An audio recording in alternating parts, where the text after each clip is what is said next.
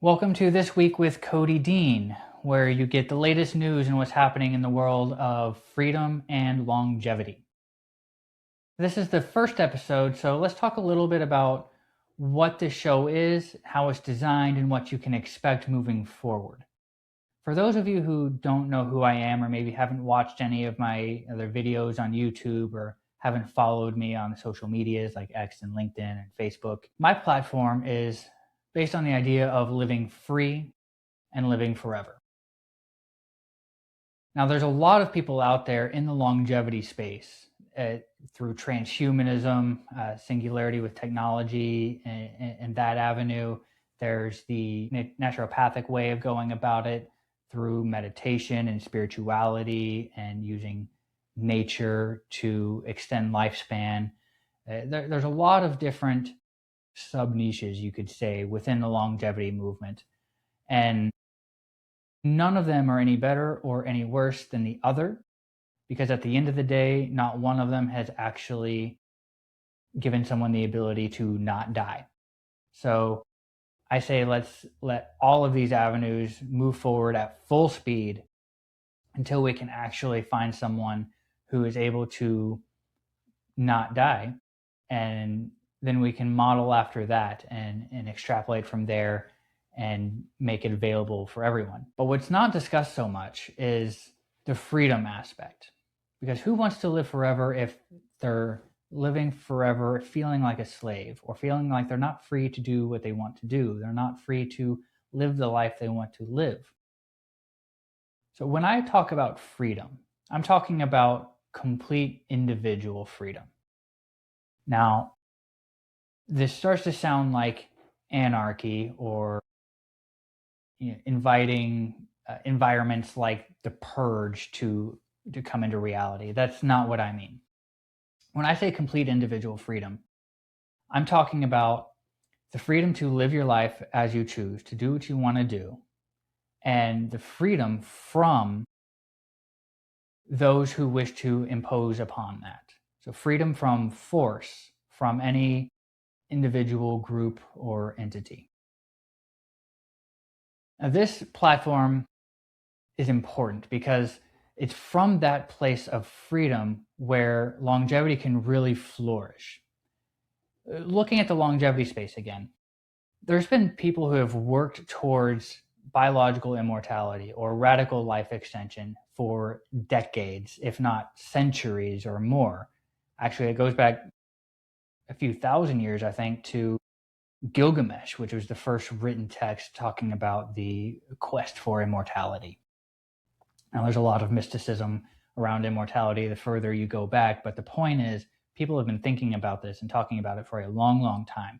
And yet, here we are in 2026, and everyone still dies. Freedom is an important aspect because that's going to, number one, free the individual to live the life they want to live.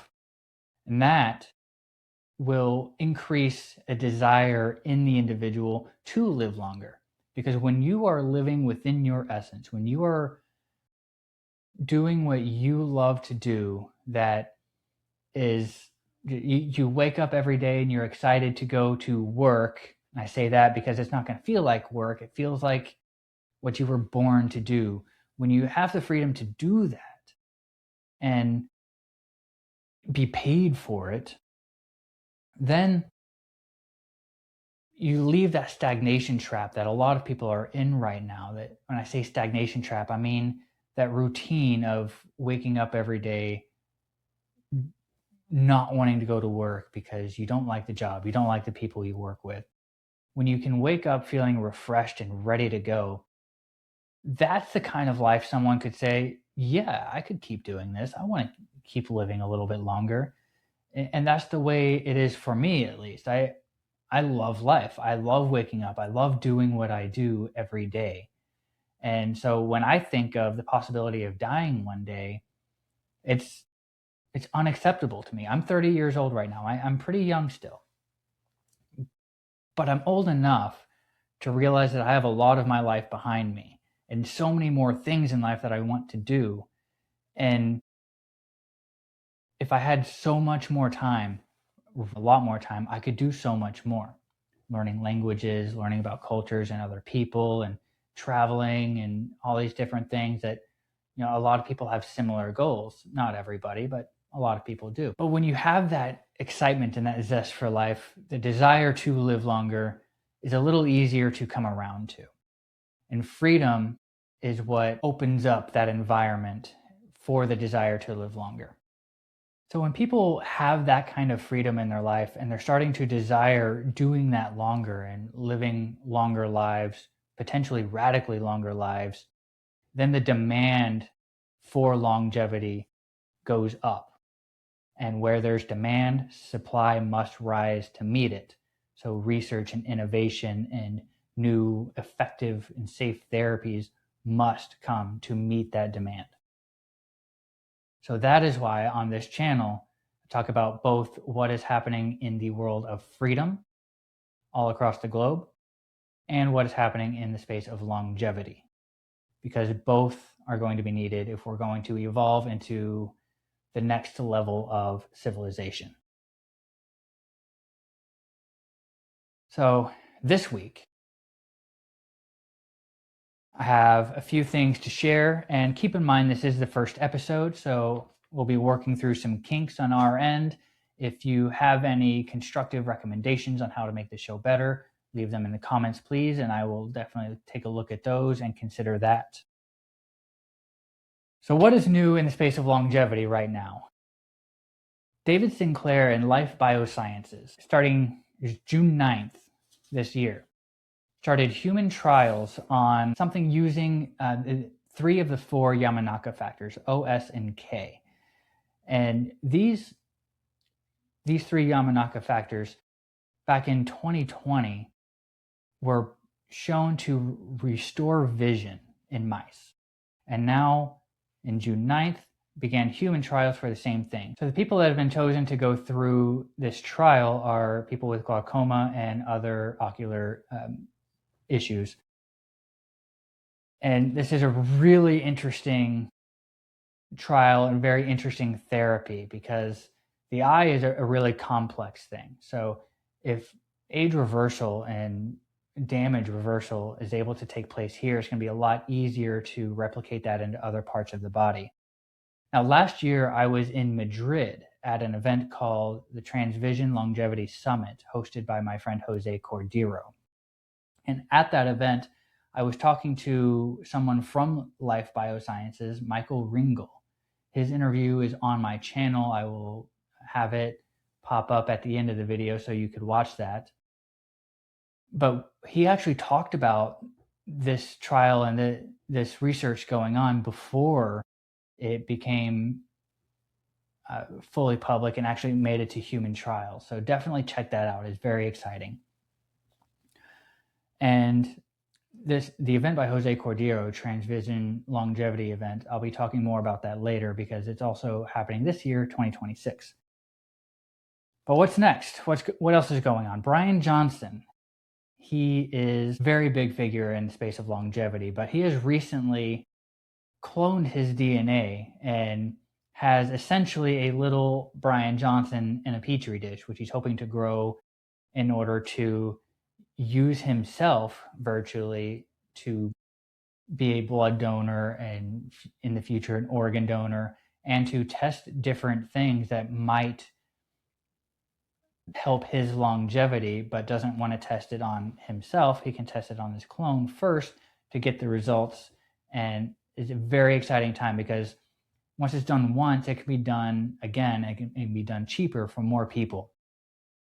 So if this works, where he's able to essentially, from his own cells that have been replicated and grown, have duplicate organs that he can transplant with himself, that eliminates the rejection factor and organ rejection factor in the body, and having blood type issues and shortages, because everyone will have their own cells, their own DNA that they can replace parts of their bodies with.